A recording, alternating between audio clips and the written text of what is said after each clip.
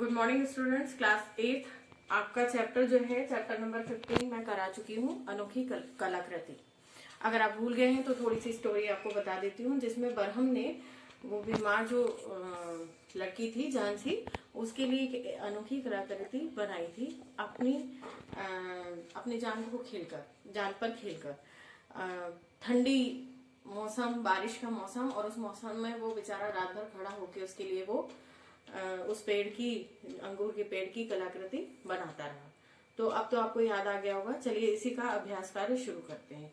सबसे पहले अभ्यास कार्य में नंबर खा है सही अथवा गलत, तो मैं पढ़ देती हूँ।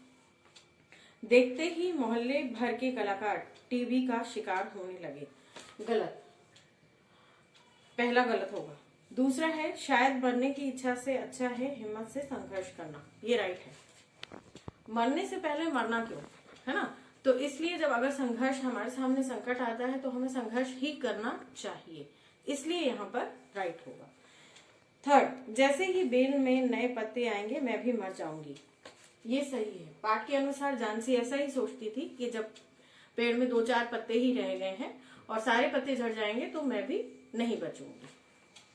नेक्स्ट है चौथा, झांसी खिड़की से बाहर देखते हुए उल्टी गिनती जा रही थी, तो ये सही है।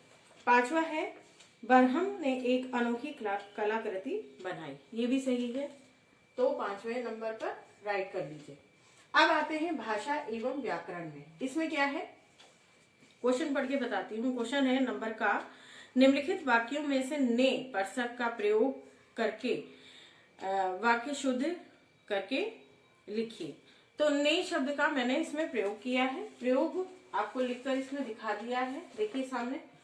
और अब मैं आपको पढ़कर बता रही हूँ कि इसमें वाक्य क्या लिखा था और बनाया क्या है। वाक्य था पहला, डॉक्टर तुम्हें कुछ नहीं बताया, तो आएगा डॉक्टर ने तुम्हें कुछ नहीं बताया। दूसरा है उस देर तक उस पत्ते को देखा, उस देर तक नहीं, उसने, ने का प्रयोग किया, उसने देर तक उस पत्ते को देखा, दूसरा नंबर।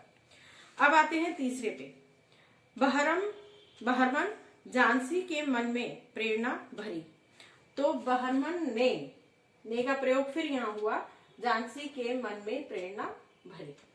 चौथा नंबर है सुमेन ब्रश से चित्र बनाया, तो यहाँ पर ने का प्रयोग किया, सुमेन ने ब्रश से चित्र बनाया। तो बच्चों ये नंबर का आपको समझ में आ गया। अब आगे बढ़ते हैं खा पे। खा में क्या है, दिए गए समास विग्रह के लिए उचित समस्त पद लिखें। समास विग्रह लिखा हुआ है, उसके लिए जो उचित पद है वो लिख दिया जाएगा उसके सामने। मैंने पहले ही लिख दिया है, अब सिर्फ आपको बोल के बताती हूँ। इसमें है रोग से पीड़ित, जहां पर बुक में लिखा है तो लिखा जाएगा रोग पीड़ित। जो व्यक्ति रोग से पीड़ित होता है वो यानी रोग पीड़ित है। नेक्स्ट है 7 दिनों का समूह। आपको पता है 7 दिन कौन से? Sunday, Monday, Tuesday, Wednesday, Thursday, Friday and Saturday. तो 7 दिनों के समूह को हम क्या बोलते हैं? सप्ताह। ठीक है बच्चों। नेक्स्ट है शक्ति के अनुसार, तो जिसकी जितनी शक्ति होती है उतना ही काम कर सकता है। यहाँ पर एक समास विग्रह ये दिया शक्ति के अनुसार, तो कहा जाता है यथा शक्ति। क्या कह सकते हैं? यथा शक्ति। अब इसमें लिखा है समास विग्रह दान और पुण्य, तो यहां पर आ जाएगा दान पुण्य। ठीक है बच्चों। और दान पुण्य में भी एक बात और है, यहाँ पर बीच में हल्का सा डैश आता है, दान पुण्य। ठीक है। अब आगे बढ़ते हैं, नंबर गा पे आते हैं। गा में क्वेश्चन है निम्नलिखित शब्दों के समानार्थी शब्द लिखिए। समान अर्थ वाले शब्द कौन से होते हैं? समान अर्थ वाले मैं बताती हूँ। जैसे पहला नंबर इसमें दिया है जल, जल का क्या हो जाएगा? तोय। दूसरा नंबर दिया है फल, फल को हम बीज कोश भी कहते हैं। क्या कहते हैं बच्चों? बीज कोश। तीसरा है गला, गला कहते हैं, तो गले को हम ये भी कह सकते हैं कंठ, कंठ माने गला। हमारा कंठ सूख रहा है या हमारा गला सूख रहा है, तो गला को कंठ भी कह सकते हैं। नेक्स्ट है आपका आंख, आंख के भी एक समान कई नाम है, नेत्र, नयन, हमने यहाँ पर लिखा है नयन। नेक्स्ट है 6 नंबर पे आपका सॉरी 5th नंबर पे पत्र। पत्र को और क्या बोलते हैं? चिट्ठी। क्या बोल सकते हैं? चिट्ठी। 6वां नंबर है अस्पताल। हॉस्पिटल भी बोलते हैं इंग्लिश में, लेकिन यहाँ पर हमने लिखा है चिकित्सालय। जहां पर आपकी चिकित्सा होती है वो चिकित्सालय यानी अस्पताल या हॉस्पिटल कहलाता है। अब है इसमें नंबर घ। घ में क्या है? प्रश्न बोलकर मैं बताती हूँ और उसका उत्तर मैं साथ के साथ बोल रही हूँ, आप अपने पीडीएफ से मैच कर लीजिए। 2 वाक्यों में समुच्चय बोधक शब्द जोड़कर सरल वाक्य बनाया जाता है। दिए गए वाक्यों को उदाहरण के अनुसार समझकर लिखिए। पहला उदाहरण मैं आपको बता रही हूँ, तुम खाना खाओ, पढ़ने के लिए बैठ जाओ। अगर ये सेंटेंस है, अब इसको समुच्चय बोधक शब्द जोड़कर सरल वाक्य बनाना है, तो कैसे बनाएंगे बच्चों? तुम खाना खाकर पढ़ने के लिए बैठ जाओ। समझ में आ गया? नहीं, फिर से बताओ। तुम खाना खाओ, पूर्ण विराम आ गया इसमें, पढ़ने के लिए बैठ जाओ। ये तो 2 शब्द हो गए।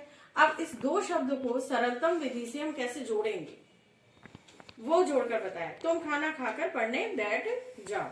नेक्स्ट है, इसमें सबसे ये उदाहरण था, एग्जाम्पल था। अब मैं पहला नंबर बोल रही हूँ। पहला नंबर है, वह अपने कमरे में गई, वह देर तक सोती रही। तो यहाँ पर अगर इसको सही करेंगे तो क्या होगा? वह अपने कमरे में गई तो वह देर तक सोती रही। सेकंड नंबर है, वे दोनों आपस में मिली, उन्होंने एक स्टूडियो खोला। तो इसका सही उत्तर यह है कि उन दोनों ने आपस में मिलकर स्टूडियो खोला। तीसरा है, वह जानसी से मिली, उससे बातें करने लगी। और सही उत्तर है, वो जानसी से मिलकर बातें करने लगी। चौथा है, बहरमन मॉडल बनाता था, इस तरह जीवन निर्वाह करता था। तो उत्तर होगा, बहरमन मॉडल बनाकर अपना जीवन निर्वाह करता था। सिंपल, बहुत आसान होता है बच्चों इसको बनाना। एक बार आप अभ्यास घर पे करेंगे रफ कॉपी में तो आपको भी समझ में आ जाएगा। बच्चों अब आते हैं भाषाई आचार पर। मैंने ऑप्शंस लिख दिए हैं, ऑप्शंस आप मैच कर लीजिएगा।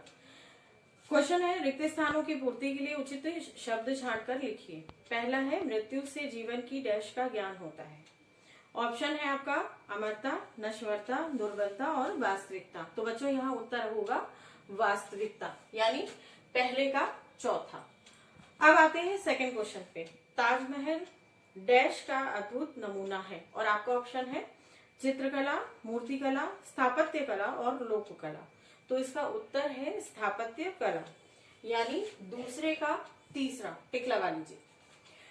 तीसरा नंबर है, फूलों की सुगंध डैश होती है। ऑप्शन है पहला सुंदर, मधुर, मनमोहक, आकर्षक। तो यहाँ पर होगा मनमोहक, क्योंकि फूलों की जो सुगंध होती है वो मनमोहक होती है। तो यहाँ पर आपका ऑप्शन आएगा तीसरे का तीसरा सही है। अब आते हैं नंबर 4 पर। 4 है, कार्यक्रम की सफलता का डैश प्रधानाचार्य को जाता है। तो क्या जाता है? ऑप्शन ये है श्रेय, लाभ, सौभाग्य और दायित्व। तो क्या जाता है बच्चों इसमें? आंसर है श्रेय, यानी कार्यक्रम की सफलता का जो श्रेय है, क्रेडिट जिसे बोलते हैं इंग्लिश में, प्रधानाचार्य को जाता है। तो इसका जो ऑप्शन है वो आपको बता दिया, चौथे का पहला। बच्चों सभी ध्यान से सुन लिया आपने। आप अपने पीडीएफ में चेक करके एक बार फिर से मैच कर लीजिएगा और उम्मीद करती हूँ आपको अभ्यास कार्य देखकर वीडियो में समझ में आ जाएगा और इसकी तैयारी अच्छे से कर लीजिएगा। चैप्टर लर्न कर लीजिएगा। फाइनल के सभी चैप्टर आप अच्छे से लर्न कर लीजिएगा, जो भी रिपीट आना है वो भी और जो मैंने अभी फाइनल में कराया है वो भी। और एक बात और वीडियो के थ्रू कह रही हूँ बच्चों, आप सभी अपने सारे चैप्टर्स को करके मेरे पास मेरे व्हाट्सएप नंबर पर सेंड कर दीजिए, जिससे कि चेकिंग लिस्ट में चल रहा है। तो बुक और नोटबुक का जो वर्क है वो आप मुझे जल्दी से जल्दी सेंड कर दीजिए, जिससे कि मैं आपका करेक्शन वर्क टाइमली कंप्लीट कर सकूं। थैंक यू बच्चों।